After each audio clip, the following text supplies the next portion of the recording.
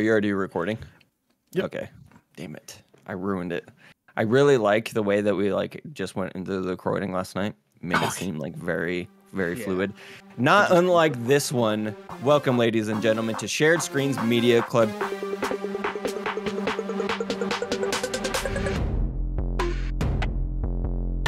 Joining me today, rapid fire, we got some other Josh, Jordan Deeb, and the one, the only, the illustrious Alec Bobko. My name is Chance Carter, and welcome to our What We Want from The Last of Us Season 2 podcast. We're going to talk about all of the things Last of Us has to offer us in the coming season. So with that being said, if you haven't played The Last of Us, if you don't know what next week holds for us, if you don't know about part 2, what... Oh, that's right. It's tomorrow. Behind the black curtain. Anyway, if you don't want it spoiled, get the fuck out.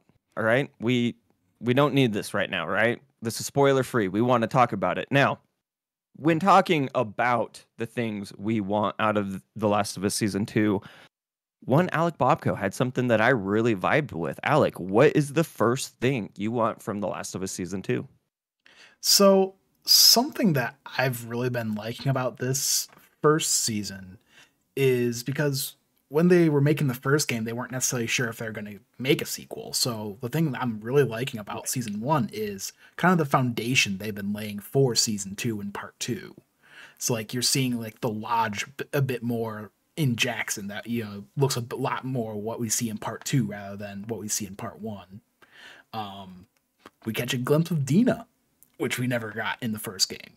And then you get homages to like Joel and Tommy's just kind of escapades before we basically get to the story of The Last of Us Part 1. And I think sorry, go ahead. Didn't mean to cut you off. Oh, nah. That was kind of trailing off. So I think to go along with that, I am excited to see them kind of building overall themes and everything. We talk about Ellie's nature with violence. We talk about Joel's failure as a parent and how he will do anything for his children. And I just really am interested to see, since they know they're making a third game, they've announced that, and going into, you know, these next few seasons, Neil is on the production, so he knows where the story is going. So I'm interested to see if, after, you know, we've played the third game and we come back and we watch season 2 and season 3 or however it rolls out, if we then see like retrospectively, like, oh, they were building to these things that they were going to address. Next up, we have Jordan. Jordan, how are you doing today? And what is something you want out of The Last of Us Season 2? I'm doing good. And you know what? Something I want to see is more of the Washington Liberation Front, the WLF, the Wolves. There's so many names, but these are Abby's group from part 2. Something I loved about part 2, and I remember talking about this with a coworker who's like, "Oh, I don't want to play the game as Abby." I'm like, "You got to see it through." And The Last of Us 2, I think the lesson is everyone's the good guy in their own story.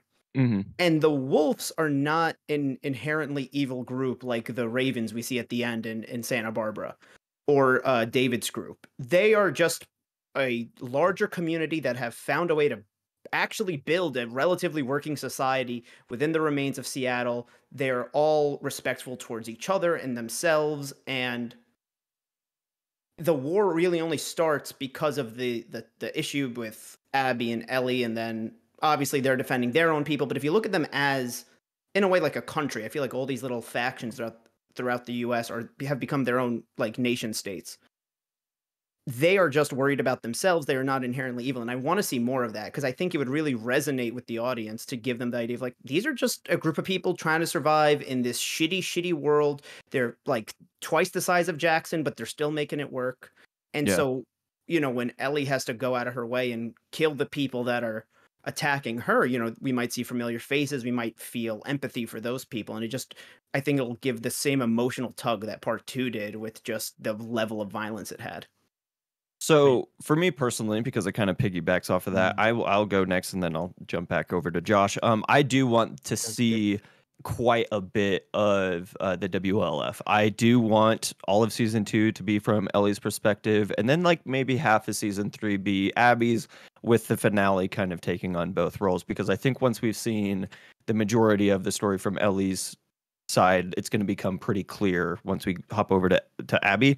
I do want to see a lot of the WLF because they have made it work. And while, they aren't as peaceful as Tommy's settlement, I would argue that they're like as in good standing and as civilized. They are a little bit more militaristic, which, I obviously resonate with the things how they kind of like set things up as opposed to Tommy's, where, they very much run the WLF like a platoon, and Tommy's is a communist commune, and so there's differences there.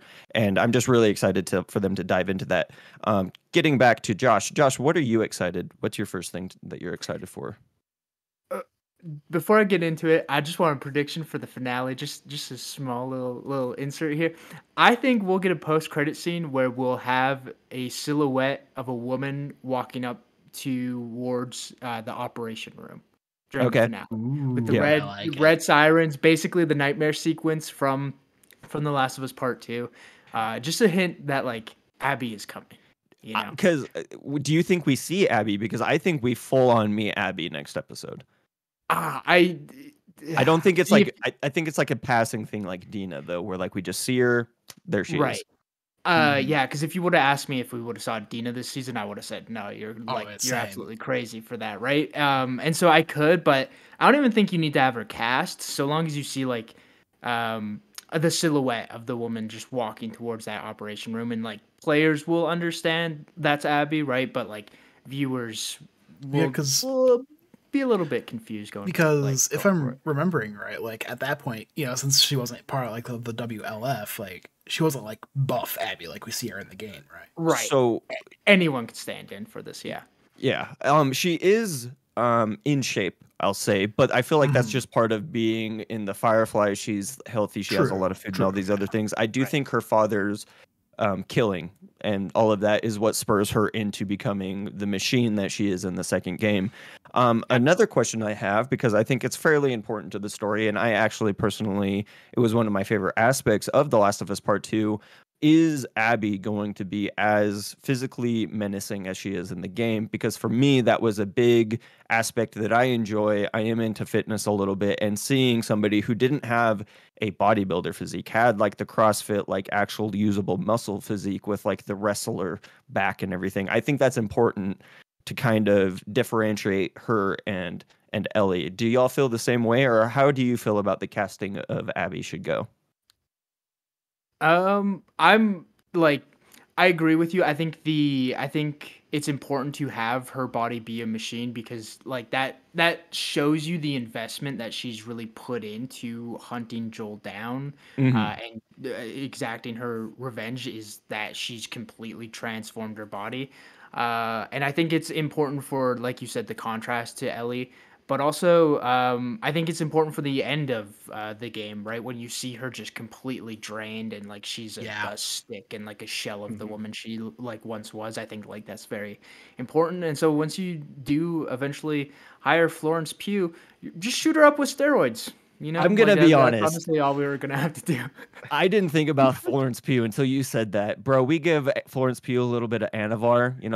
That's not gonna ruin any femininity, but that's gonna make her yacked as fuck, bro. I'm all in. She's already in the Marvel. She's already got the Marvel contracts. Like, the steroids are already there. Oh yeah, they're already readily at hand. I do think that she wouldn't, just because of her body positivity and everything, but. Having said that, I still would make sacrifices to have Florence Pugh play Abby, because that would just be insanity seeing Bella Ramsey act opposing her. Oh my God. I'm getting goosebumps all thinking about it. Jordan, do you have another prediction, or did you want to piggyback off of this conversation we were having? I wanted to piggyback off two things, actually. I actually don't think that we're going to see Abby in the season finale, and here is why. I think that Part 2 did a really good job at humanizing the villains, and the TV show adaptation of Part 1 has taken that, because I don't think they were thinking about it as much in the first game. However, I think there was a little bit of a surprise in this nameless doctor. When you kill him, he still has the mask on. He does not have an identifiable face, which is a whole thing in media of like the goons never have like detailed faces. They're just generic, and it makes you feel less bad. So we see Joel kill this doctor. We come back whenever this part of Part 2 happens, and however they're breaking up the seasons, and we find out that this is who this dude was, and he had a daughter, and his daughter, so the one who did that, because I don't remember when we find out Abby was the daughter of the doctor, but I know it's not like the moment she kills Joel.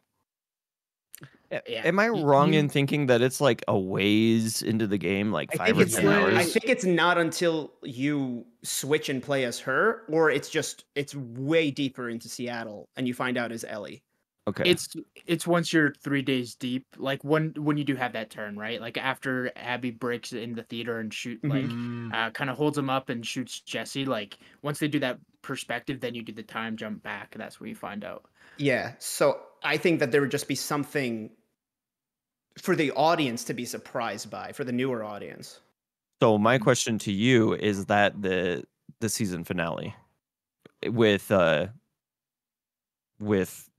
sorry, my dogs are barking and sidetracked me. Is that the season finale of season 2 is when we get Abby sticking up the theater and we get the shoe drop that was her father that Jill killed and then that sets us up for season 3, or where do you think that specific It's event takes tough place? because I don't know if season 2 is going to automatically jump into part 2 of the game, or if they're going to give us maybe a season of those flashbacks we see in part 2, so that way we see kind of the full experiences, and then in the season that adapts part 2 we get actual footage of, at that point you could actually see Bella Ramsey age, because you can't just do that like with a 3D model, just age them as you will. And so they'll kind of be reminding us of like the less darker seasons as Ellie goes on this incredibly dark path towards revenge. See, I get where you're coming from, and I do like that theory. But the moments that the flashbacks take place in, I think, is actually super integral to the way that the story is told. Kind of getting the fact that she knew and how long she knew and all of that, I think, is kind of. I do think it would be more of like this season, how we had like the 2 kind of bottle episodes. Maybe like something happens and it swings back to a flashback of like the planetarium, which is actually like one of my favorite scenes in anything, period. And so you just have to like play kind of like pins, with the chalkboard and everything, trying to figure out where everything goes. Yeah. Alec, what is something that, or sorry, were you done with your point, Jordan? I cut you off. I just wanted to say one more thing. Okay, go ahead. No, you're good. Just about Abby and her physicality and her body. I agree that I think they need to hire somebody who is going to do that with their body, whether it's like for the contract or just an actress who has that physique naturally because they want to. Because I think you guys gave all the reasons why we need it from the story perspective, in terms of it shows that she's transformed herself to go after this mission of killing Joel, and it really makes that ending stick out when she's malnourished. But I think it also adds a level in humanity, because when you switch perspectives in the game and you play as Abby, in her room she has like a personal record chart where she is going through her, like, what can I lift this week and what can I lift that week, and like she's eating in a way where she's really focused on her body. And I think that one thing The Last of Us does really well is it shows how humanity and culture still manages to survive in these times. Ellie has the hobby of playing the guitar. Joel has the hobby of building guitars. Dina likes to paint. Like, we see that in the middle of an apocalypse, these people have still found the time to do something that makes them happy. And, I love how everybody has different hobbies, people that you meet and all that. And I think that adds a level to Abby just by saying this is something she enjoys. Yeah. It is like the most gym bro culture to like keep her. Right. So it's of your like personal records, right? Your PRs and everything. And when I found that collectible in the game, I was pretty heavy into the gym at that time, and that was just about the coolest collectible I could have gotten besides the bong earlier in the story. Which leads me to the next thing before I jump over to Alec that I want out of this series is I do want them finding the old grow with all of the dried up old plants from the homie that had passed, that like had run with Tommy and Joel back in the day, because that scene is intrinsically tied with Ellie and Dina kind of becoming one with each other and becoming in a relationship. And so that scene I really hope plays as closely as it does in the game, because it's beautiful. Alec, Now, what's up? I was just gonna ask the guy who had all that weed growing. Do you want him played by Cheech or played by Chong? Cheech. Oh my god. If we Cheech, found for sure. a picture of him and it was just like Cheech, Chong, Snoop Dogg, like any of those, that would be chef's kiss. 10 out of 10, dude. Oh Yeah. my Because god. they do have Mhm. the thing of like him younger, and it's just like a bunch of like the homies from back in like the early 2000s, like a bunch of rappers or something. That would be hella dope. That would Hell be yeah. fantastic. But that's it. I'm done. Alec, what is your next thing you want out of season 2? Well, kind of piggybacking off of Jordan's a little bit, about like kind of like where the season's gonna break. I actually really liked. I think it was Lee Aaron. I can't remember if it was on or off content, but talking about where season 2 is gonna break, and I really like the part where season 2 finale is when Joel dies. So like we get kind of like some, just maybe not necessarily like flashbacks, but like maybe just some kind of their own stories from for the show, Yeah. of like Jackson, of like what happens around there, just them kind of living life in the apocalypse. Just kind of get some stuff between parts 1 and 2, and then at some point during the season we kind of start the beginning of part 2 and goes up until that good old golf club swing. Yeah. Before that 9-iron takes a big old chunk out of Joel's forehead. Man, I really enjoy y'all's hope that we get more Last of Us content. We just get to hold on to that relationship of Joel and Ellie a little bit longer, because I think y'all are fucking crazy if they're gonna drag out the second season to have that be the finale.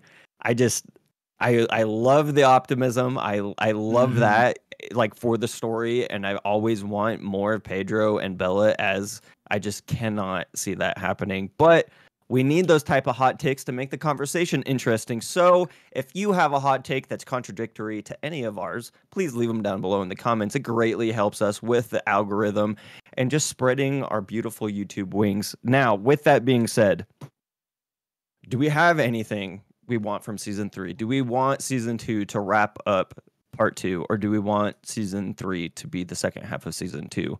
Kind of a little brain teaser of like how we would like this paced out. So I'm just going full blown give my pitch here, because I've been biting my tongue as y'all have been mentioning these flashbacks, and I gave my prediction for the finale. Here's you call it optimism. Call me the most motherfucking optimistic motherfucker here, dude. Let me tell you, I think the whole second season will all be those flashbacks.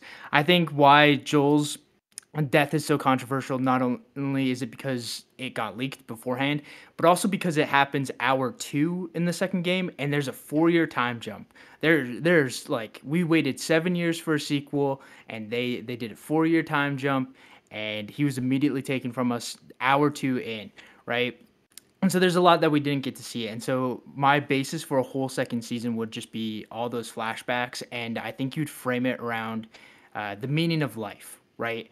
And finding meaning in this post-apocalyptic world, right? So with Joel now getting Ellie back and taking her from the Fireflies and rejoining his brother and his community in Jackson, we're going to see Joel find new purpose, new meaning, right? As he becomes more entangled in the community, more involved, right? And we're going to contrast that with Ellie starting to question, like, I thought I was gonna die here, right? That was my meaning. That was my purpose, right? We're gonna see her kind of lose meaning in this life, right? And then we're gonna jump over to Abby. We're gonna get more of those flashbacks. Find her and Owen, leave the Fireflies, try to find purpose, right? Get in with that WLF, which is like a point Jordan made. Like, give us more WLF. Like, have us see them meet Mel and Manny, right, and all those folks. Get more Isaac, because I thought that was a character who was like criminally like undershown in the second game, right? And then have it all drag out. Like, I think there are definitely some episodes that you can write that are unique to the show, but like, give us the museum, right? Give us all the stuff in the aquarium, right? Yeah. That moment where Ellie's like, if it goes back to Saint Mary, because again, like, this show's established, she's smart as hell, right? And she's like, of course, gonna figure this out, and have that moment of like, you like, I don't ever want to see you happen in the show. And then I think the finale would, if this was like, if I had it all perfect and all planned out, finale is like that conversation of like, I don't think I could ever forgive you for that, but I'd like to try, right? And you see them build that relationship back, or like start to at least want to, and then you see Abby's crew approach Jackson, and that's the cliffhanger. You don't see the death. You don't see the death in this second season finale, but it is simply just you see them approach, and you're like, what the hell is gonna go down, right? I think that would be interesting for unique show watchers, right? And the dramatic irony like that we have. I mean, that would be my perfect situation. You definitely took me on a ride through that explanation, and I'm not gonna be like, any of these sound phenomenal. Getting more time with these characters, but that like y'all are teaming up on me, and I don't like it. I'm just a curmudgeon old man, and y'all trying to be fucking positive and shit. I do think that they're gonna try to like get a little bit more out of Pedro since they got. I was gonna say we gotta have more Daddy Pedro. Yeah. Yeah. Let me tell you what, it was like one of those achievement, like kink unlocked when in the last episode, and he's like, "It's okay, baby girl." Like, oh, please just say that to me. I'm almost there. Amen. Alrighty, Jordan, do you have any final predictions before we head on out? As far as final prediction goes, I think I'll say this. If they don't end season 2 with the cliffhanger of Joel's death, I think they end it with Abby bursting through the theater and shooting the gun. Because I remember in the game that, it turns to black, you start playing as Abby, and I think everybody went through, okay, what, this is going to be like 20 minutes as Abby?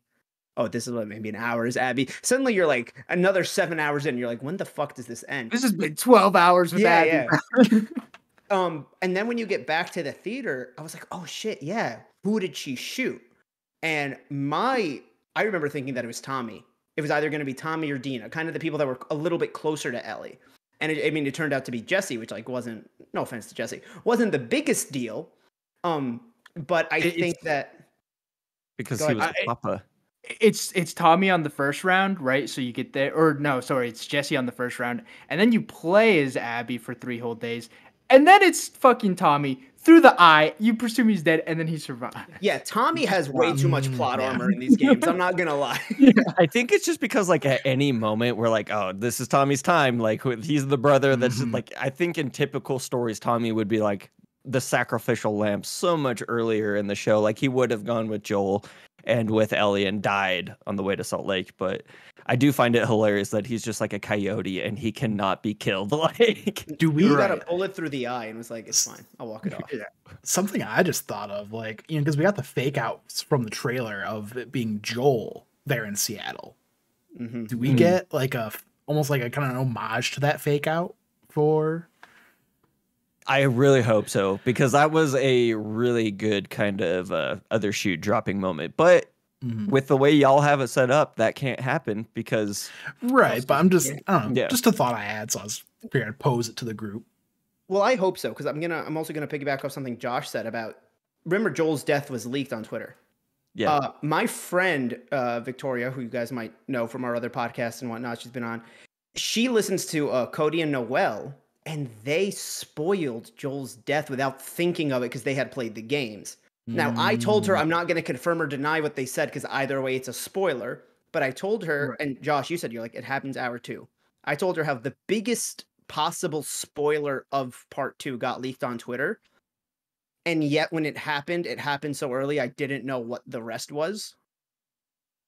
And so I hope that they do kind of make it seem like, obviously all the gamers are going to know it's an homage to the fact that they tricked us with how long Joel's supposed to be in the game. Like they straight up gave us that level deep dive, but Joel was in the cutscene.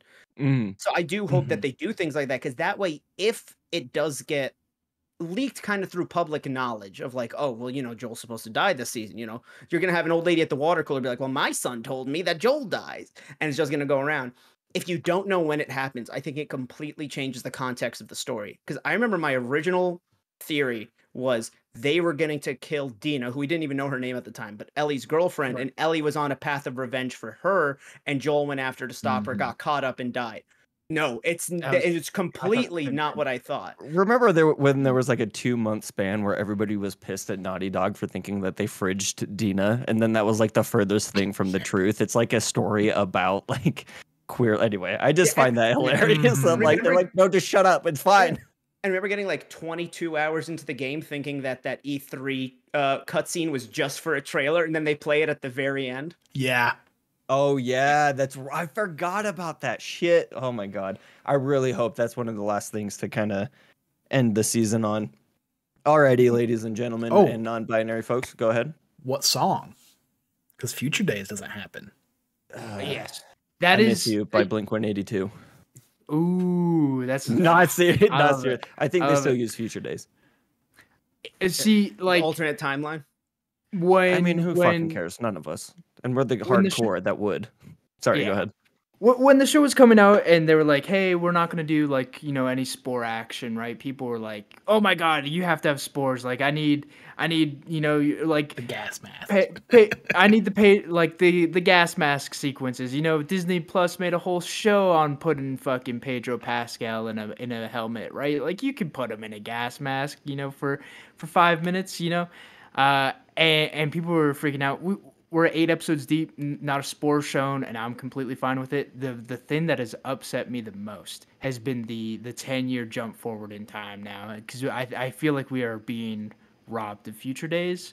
And I think that's such an important part of the sequel is like, because that's the like song that ties Ellie to Joel, and once she like has her fingers bitten off and can't play that song anymore, that's like symbolically like, hey, you can now move on, right? And then the ending is pretty ambiguous in terms of where is she walking off to, what is she doing? But I don't know if they're just gonna go with another Pearl Jam song because like they already did it with they already featured Pearl Jam song this season in the Left Behind episode, but I think it will be early 2000s butt rock. I think it will come from Audio Slave, maybe Foo Fighters, maybe. Like, oh, dude, Foo Fighters is the perfect one to replace Pearl Jam for sure. Yeah. Because I think it would be before Learn 2000 to Fly. September 2003. Learn to Fly would be a good one. What is it? My Hero. There Goes My Hero. Watch him as. Oh, yeah. I think that's later though. I think that came out in like 06. Yeah. I was gonna just say, I think the hardest part about finding a replacement for Future Days is it's not like Take on Me where the lyrics are, I'm not gonna say generic, but ambiguous enough that they could kind of be applied to any sort of relationship, any sort of situation. Future Days, like specifically the part that Joel sings, the only part of the song really most of us know, is basically the entire plot and the emotional crux of all of part 2. Like, it almost sounds like Neil Druckmann was inspired by the song to write the part with just how well those lines work. It's going to be tough to find another one that works at that level. Fuck it, Joel wrote it. Like I'm fine with that. I was just gonna say that. Yeah, Joel writes it, and it's a song that he writes for Ellie, and that's why it holds so much weight. And then we get Pearl Jam's lead singer in episode 4. Like that's how this is gonna roll. Hear me out. Joel dies. Ellie goes on her journey. She comes back. It's snowing. She wipes the snow off his tombstone, and it says Joel Eddie Vedder Miller. See, that's the way around. Hell yeah, dude. I was gonna say though, but like if we do this like flashback season, right? I think that would give us time, right? Like we are gonna have the like don't talk to me if you say anything to me, I will leave Jackson, and I think we might like spend a little bit more time between that, like seeing Ellie and Joel so far apart, and because I think it's like a 2-year span between when she finds out and when she has that conversation. Like she hasn't talked to him for at least a year. I think that would give him the time to write Future Days himself, right? And I think that would be a great twist, and make it more personal, because in the game it's like, here's a song I found on the internet from a band I like that didn't even get released. It was like a demo, I think Neil was saying, because it like I don't even think that album just was the out timing yet, of it all. Yeah, but it's still a fact that it's dedicated to her, and so if it's written specifically for her, dude, that will Oh my god, dude, that would I feel like that that'd be just makes it heartstrip. that. Yeah, because I do feel like the game goes hand in hand with that song. So to change it, you're gonna inherently change the story a little bit. I feel like, you know, I was very against the in between season between part 1 and 2, but I think that with y'all's talking, Alec bringing it up, and then Josh refusing to let it go, I could see how that would work, and I do think that one of the main criticisms people have of the show is that we all know what's going to happen because of the internet and because all of us have played it. So having a season that takes place in the interim, there's enough like kind of drama and intrigue to last, especially between Joel and Ellie after the whole first season. So, you know, this is why commenting is important. We can change our minds, we can make better theories, and maybe once we'll get it right. But until that day, it's been a pleasure to host this podcast with this lovely group of people. If people wanted to find you, Josh, where could they find you? Some other Josh on all platforms. And Jordan, if they wanted to find you, where could they find you? Jordan_Deeb on Twitter. Nice. And Alec, same. You can find me. Nope. That's how you can find me on all social media platforms at Alec Bobco, and of course many other podcasts here on Shared Screens. Yeah, I think Alec is like our one true north on fucking content. Like the dude is. Absolutely. In case any of you wanted to know, Alec is the one that gets shit done here. So if you have any things to give it to that man right there. And you can find me at It's Perchance on pretty much anything. And until next time, take it easy. Have a good one. And you're real cute. I hope you know that.